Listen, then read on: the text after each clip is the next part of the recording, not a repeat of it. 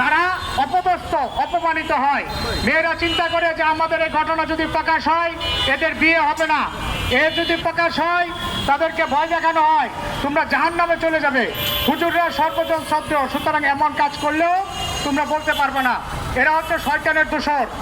যারা এই অপকর্মগুলো করে আমরা বলতে চাই, আমরা সব সময় চাই হুজুরদের সম্মান করি, কিন্তু এই সম্মানের জায়গাটা যারা নষ্ট করতেছে সেই অপরাধীদেরকে আপনার সামনে তুলে নিয়ে আসুন, তাদেরকে বিচার করুন।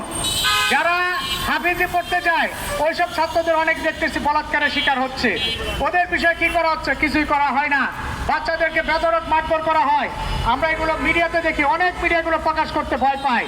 এখন আপনাদেরকে এই সচেতনতা বিষয়গুলো সামনে তুলে নিয়ে আসতে হবে। আমরা স্কুলে দেখি, আজকেও দেখলাম যে RTV অনলাইন পত্রিকার মধ্যে স্পষ্ট বলছে বাংলাদেশের 8টি বিশ্ববিদ্যালয়, ঢাকা বিশ্ববিদ্যালয় সহ সেরা 8টি বিশ্ববিদ্যালয়ের 76% নারীরা বিভিন্নভাবে ধর্ষণ, শ্লীলতাহানি বিভিন্নভাবে তারা অপদস্থ হচ্ছে, কিন্তু তারা এই বিষয়গুলো প্রকাশ করে না। এগুলো প্রকাশ করতে হবে। যে অন্যায়গুলো করতেছে এগুলো প্রকাশে অপরাধীকে তাকে শাস্তির আওতায় আনতে হবে। এই বিষয়গুলো নিয়েই আমাদের দল বাংলাদেশ কংগ্রেস জনগণের পক্ষে কথা বলে। যখন যে সমস্যা বাংলাদেশ সম্মুখীন হয়, তেলের দাম বৃদ্ধি হলে আমরা সেটা বিরুদ্ধে আন্দোলন করি।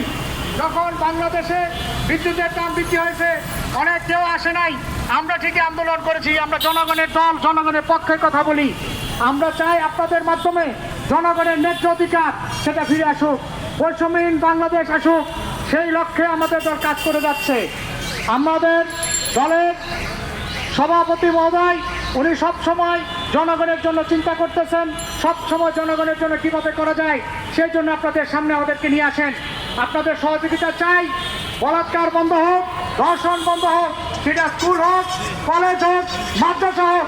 তারা আমাদের সন্তান, তারা লজ্জা ভয়ে অনেক সময় সামাজিক চাপে এগুলো প্রকাশ করে না। এগুলো প্রকাশ করার দায়িত্ব মিডিয়া ভাইদের। আমরা আশা করি এই বিষয়গুলো সুন্দরভাবে তুলে ধরবেন এবং মিডিয়ার সামনে তুলে ধরে এর সমাধানের চেষ্টা করবেন। আমি